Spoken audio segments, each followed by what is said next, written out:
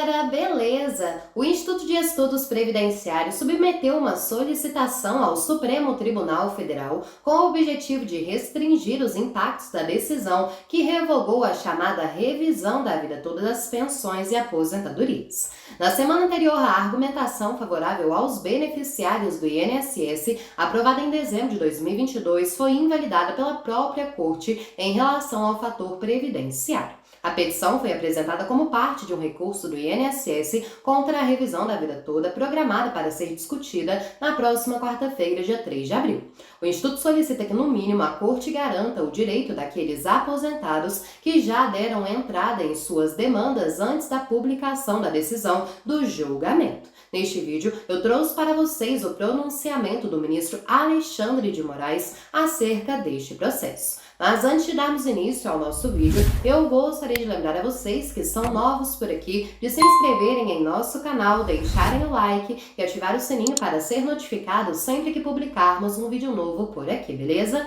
Caso surja alguma dúvida relacionada ao conteúdo no decorrer do vídeo, deixe nos comentários, pois vamos esclarecer as perguntas mais frequentes em nossos próximos vídeos. Agora sim, sem mais enrolações, vamos direto ao que interessa. O processo relacionado à revisão da vida toda vem sendo motivo de muita discussão dentre os segurados do INSS que entraram com ações judiciais para solicitar o recálculo de seus benefícios previdenciários. Este processo está em pauta há algum tempo, mas ainda não se chegou a uma decisão concreta sobre como será colocado em prática pelo INSS. Recentemente, o STF reuniu seus líderes para discutir a respeito desta revisão. Durante votação, o ministro Alexandre de Moraes se pronunciou e citou tópicos muito importantes para os aposentados. Confiram agora o que foi dito por ele. O objeto principal dessa discussão, e a mesma discussão, na verdade,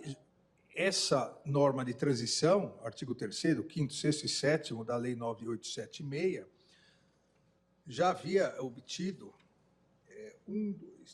5 votos pela constitucionalidade, na verdade, 7 votos pela constitucionalidade, e realmente não há inconstitucionalidade, seja na regra definitiva, seja na regra de transição, e dos 7 votos, somente 2, de Vossa Excelência e do ministro Gilmar Mendes, acabaram também analisando e assentando que a declaração de constitucionalidade, especificamente do artigo 3º, obstaria a possibilidade de afastar a regra de transição, inclusive nas hipóteses tratadas no recurso extraordinário. Então, a questão é, a regra de transição é constitucional. Aqui me parece que nem há necessidade de uma discussão maior da regra de transição, é constitucional, porque a regra de transição, desde os debates legislativos, passando pelos debates no Supremo Tribunal Federal, no julgamento da repercussão geral, a regra geral, o que ela pretendia, o que ela pretende a regra geral não, a regra de transição, o que ela pretende é beneficiar o segurado. Então, se fez uma regra de transição para que ele não fosse prejudicado em determinados casos. Ocorre que, na aplicação da regra de transição, determinados segurados tiveram prejuízo.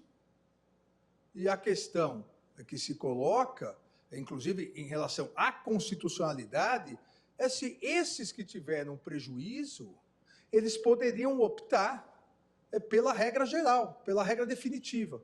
Então, olha, a regra de transição foi feita para que eu não sofresse um prejuízo. Só que, no meu caso específico, a aplicação dessa regra de transição me prejudicou. Eu opto, então, para regra geral.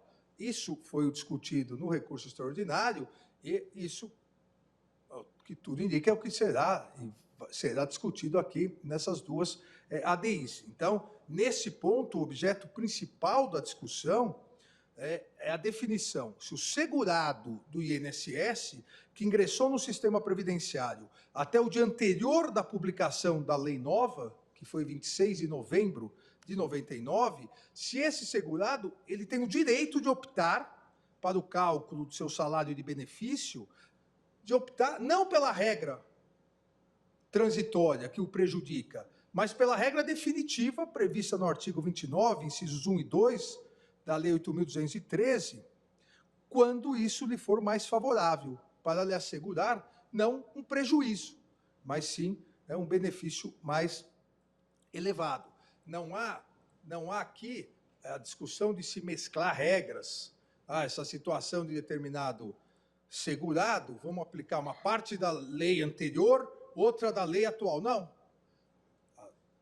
A nova lei trouxe a regra que vale para todos, permanente, e uma excepcionalidade que era a regra de transição para, repito, evitar prejuízos aos segurados que estavam na transição.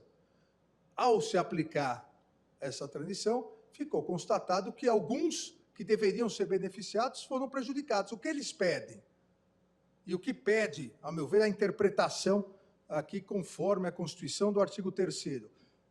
Se a regra de transição veio para impedir prejuízos, e ela gera prejuízos, vamos aplicar a regra permanente. Não vamos inventar uma regra, não vamos para outra lei, não vamos aplicar uma mistura de leis, vamos simplesmente afastar a excepcionalidade que tinha uma única finalidade: impedir prejuízo. Se ela não está cumprindo a sua finalidade, que se dê opção ao segurado de pedir a aplicação normal para a regra permanente, que seria aplicado para todos.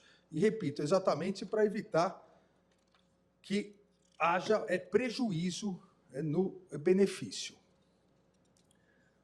Dessa forma, presidente, para aqueles todos filiados no regime geral de previdência social até a data da publicação da lei, e repito, 26 de novembro de 99, criou-se uma regra de transição para excluir do cálculo do benefício os salários de contribuição anteriores a julho de 94. E por que o legislador fez isso? E as discussões legislativas todas? Porque no cálculo se pretendia evitar que aqueles salários de contribuição anteriores a julho de 95, ou seja, 5 anos e meio antes da aprovação da lei, a ideia é que esses salários iriam atrapalhar a média, porque eram salários defasados. Então, a regra de transição afasta para não gerar um prejuízo tão grande ao segurado. Só que, em algumas hipóteses, como eu disse, se contar a regra geral, não afastando esses salários de contribuição anteriores a julho de 94, em algumas hipóteses, isso mantém um benefício melhor. Em outras palavras, se o legislador tivesse estabelecido só uma regra, a regra permanente, inúmeros segurados teriam sido beneficiados. Beneficiados não. Inúmeros segurados não teriam sido prejudicados. Agora, o legislador quis ajudar, só que ao tentar ajudar, todos prejudicou muitos. Se extirpássemos a regra de transição, esses muitos teriam o mesmo tratamento. Eu faço questão de insistir nisso, porque eles não estão pedindo um tratamento especial, o mesmo tratamento de todos os demais. Conseguiram compreender? Bom, eu espero que estas informações tenham sido valiosas para você. Caso ainda haja alguma dúvida, deixe um comentário abaixo. Faremos o possível para responder as perguntas mais frequentes em nossos próximos vídeos. Antes de encerrarmos, eu gostaria de pedir para que você não se esqueça de deixar o seu like neste vídeo, se inscrever aqui no nosso canal, de ativar o sininho de notificações e de compartilhar o nosso conteúdo com os seus amigos, beleza? Aguardo por vocês em nossos próximos vídeos. Um grande abraço e até breve. Tchau, tchau!